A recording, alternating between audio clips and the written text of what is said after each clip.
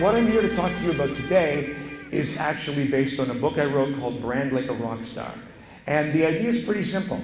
Lessons from rock and roll to make your business rich and famous. What can we possibly learn from a bunch of recovering drug addicts, and some of them not recovering very well? How can they possibly teach us anything about business? What I love to do is entertain and engage and inform and educate in a way that people don't even know it's happening. Great brands provide their customers with more than customer service. Great brands provide customer experience. Jimmy Buffett has had one hit song in his entire life. And this is that song. 208 words long about getting drunk. And he's turned Margaritaville into a business empire. Now, Jimmy is a genius. And there's a big difference between customers and fans. Businesses traditionally have customers. Customers are transactional and selfish. They're in it for themselves, and if they can find a lower price, they'll go, they'll leave you. But fans are different. Fans are connected at the heart. They make irrational decisions. Who here has planned a trip around a festival or a concert? Of course, like almost everybody has. Almost everybody's booked a plane ticket, a hotel room, spent money that would otherwise go towards their children's education to see their favorite band. This phrase is incredibly important. The risk of insult is the price of clarity. In other words, for me to be clear about what my business represents, what it stands for, I have to accept that you might not like me. Unfortunately, almost every business wants everyone to like them. And as a result, we water down our products. Great businesses have to be brave enough to stand out and be noticed. For example, Taylor Swift.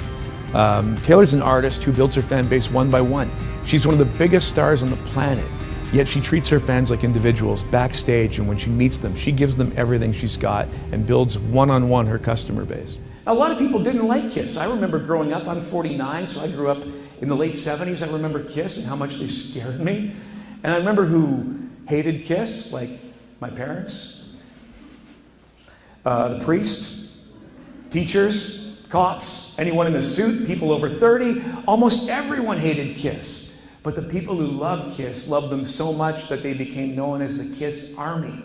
Think about AC/DC songs over the years. Go through, if you have time, go through their albums and their CDs and look at the song titles. There are no songs about the plight of starving children in the third world.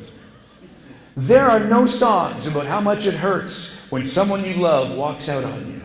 There are just songs about beautiful women, cold drinks, loud music, fast cars, and parties.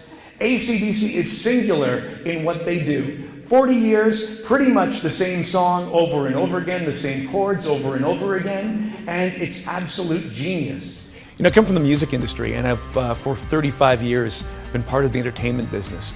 So I try to make my presentation entertaining, using music, video, stories, engaging the audience that way. Well, Dave Grohl saw this. He saw the empty beer, and he stopped being a rock star for a moment and went and got one of his own beer and poured that for one of his fans. That picture instantly went viral. People were talking about what a cool guy Dave Grohl is. And that's the answer to the question, how do you make your business remarkable? You do something remarkable. What's cool about the idea of connecting music and business is that minds get opened by the music, and the lessons of business are just kind of, just transferred because the mind is wide open. And these are things people love. These songs are universal, the bands, everybody knows them, everybody sang along to them. So when you present them and present the business lessons that go with them, suddenly lights go off, fireworks go off for people because the dots are connected and it all makes sense.